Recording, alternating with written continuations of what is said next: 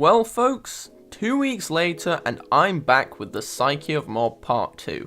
And to put it simply to you lot, I've decided that I'm just going to review the entire Psyche throughout the show because where I left off last episode, thinking back on it, it probably wasn't the wisest idea to split it into thousands of tiny chunks. This is due to two main reasons. The first reason being that I'd probably go completely off schedule and I'd fail to finish it. Or someone else might steal the idea. Sorry, I've just got a bad cough, you know. Oh, one more thing. If you haven't watched part 1 already, go and do so now, because this might get a bit confusing. Also, I kinda need YouTube's algorithms to notice me, so please come back and finish watching this one once you've watched episode 1. Please notice me, senpai! What was that? I'd never do something like, okay, fine, I would, but I still have integrity. Why the fuck you lying? Why you always lying? Oh my god, stop fucking lying. Okay, you're right, I don't. But anyway, where was I? Ah yes, last episode on this channel we established the fact that Mob was lost and trying to find a purpose in life. Well, I'm glad to tell you his psyche gets even more complex throughout the rest of the series. He has ups and downs with trying to find out who he truly is, and also who he truly wants to be. A major low for Mob is when he lives in a world without his psychic powers for the first time. To give a bit of context, the long story short is that Reagan and Mob have gone off to exorcise a spirit residing in a young girl. This spirit is a man who used to be a very powerful Esper. So in order to exorcise him, Mob enters this girl. No, not in the way that you're thinking, no, as that would be off-brand anime, which we don't talk about on this channel as we are a good Christian channel.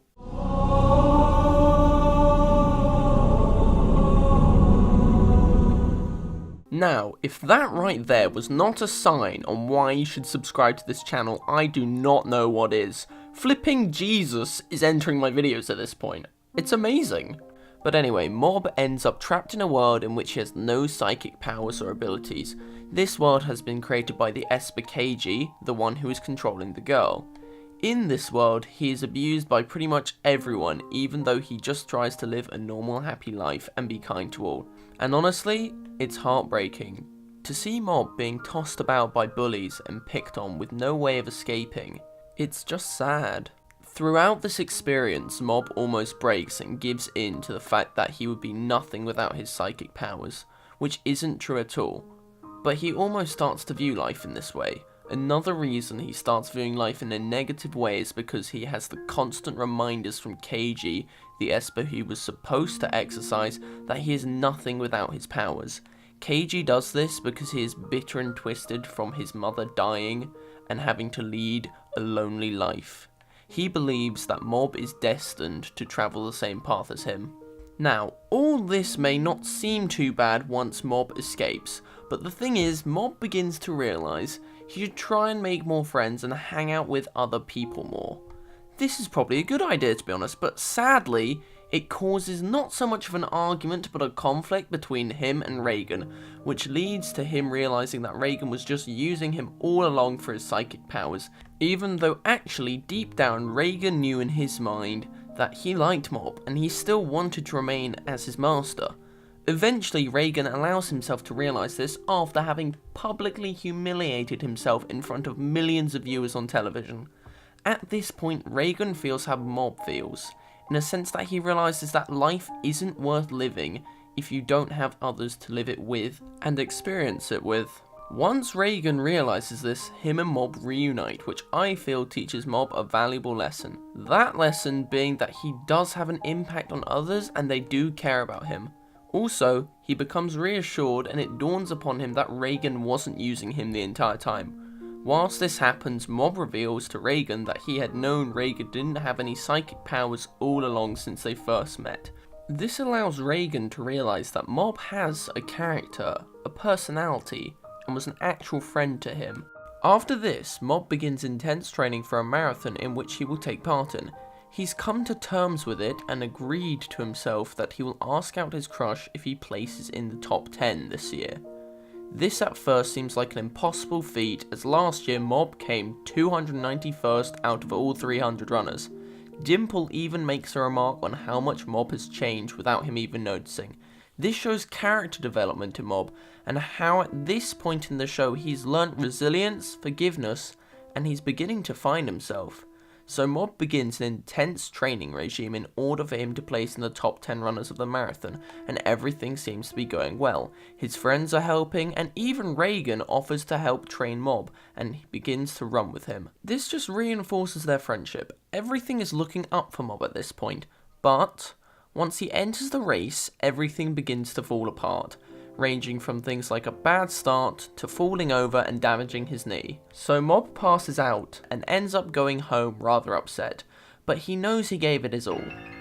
And to his horror, he finds out his house is burning and corpses of what he thinks are his parents are in a room. This makes him absolutely flip and lose all control. At this point, he's on a mission to destroy whoever did this. This is brilliant writing, as it lets the viewer know that Mob has just gone back on all the values we've seen him learn throughout the 2 seasons we have known him for, due to this horrific incident. Mob then roams the city in a rage and ends up finding the people who supposedly were trying to kill him. Luckily, he comes to his senses eventually as a group of ex-Claw members who are now Reagan's followers find him. So basically, they bring him to a club with loads of other psychics and let him know that his family weren't killed and are safe. Mob, out of relief, just passes out. He's also really tired at this point because he's been using his psychic powers lots. Once he wakes up, Claw is trying to take over the world and it's Mob's job to stop them. This then leads to Mob having to confront Claw's leader, as he sees how hard everyone else has been trying to stop them and the damage that they have done to the world. But before Mob can get to Toichiro Suzuki, Claw's leader, he and his friends have to go through all the henchmen. I feel one of these henchmen had a bigger impact on Mob's psyche than anyone could have ever expected.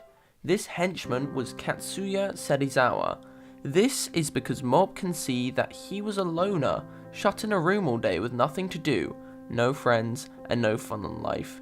He impacts Mob so much because Mob knows that he could have turned out exactly the same way that Serizawa did.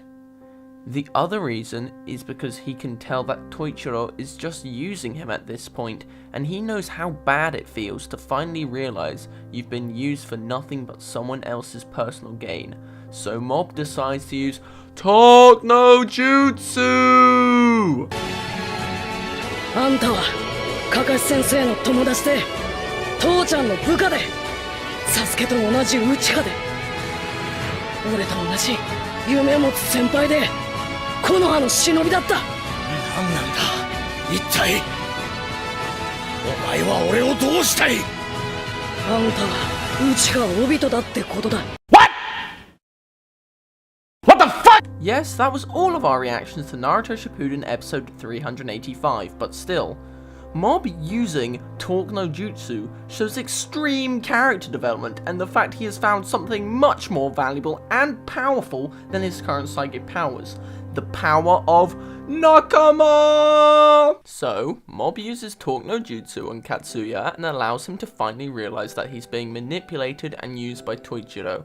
After this, he confronts the main man himself. This leads to Mob trying to use his newfound power of Talk No Jutsu to stop Toichiro from being an evil maniacal overlord, which somehow fails. At least at first. Probably because he had only just learned how to use Talk No Jutsu, and as with any jutsu, we know that it takes multiple attempts to get better at it. Toichiro attacks Mob, which leads to them having a rather intense battle in the sky. At first, it seems like Mob is outclassed and is going to lose, but then we learn that whilst fighting Toichiro, he is having psychological struggles inside himself. He doesn't want to fight Toichiro, which shows how much of a good person he has grown to be, and again, unlike at the start of the series, he can now cultivate his own opinion and think freely for himself. And then he decides to be self-sacrificing, as Toichiro has turned himself into a ticking time bomb. Mob realizes he is the only one who can stop this, and that if he doesn't, his friends are going to die. So, Toichiro ends up exploding, but not before him and Mob have had a conversation in a barrier which Mob has created. They somehow survive the bomb, and Mob is found in the rubble. And after this, it seems that he's gone back to his regular self, but this time, he's not a confused adolescent trying to find his way through this world. He's an adolescent with a newfound purpose, a newfound goal, and a newfound personality. よろしくお願いします、影山先輩。よろしくお願いします。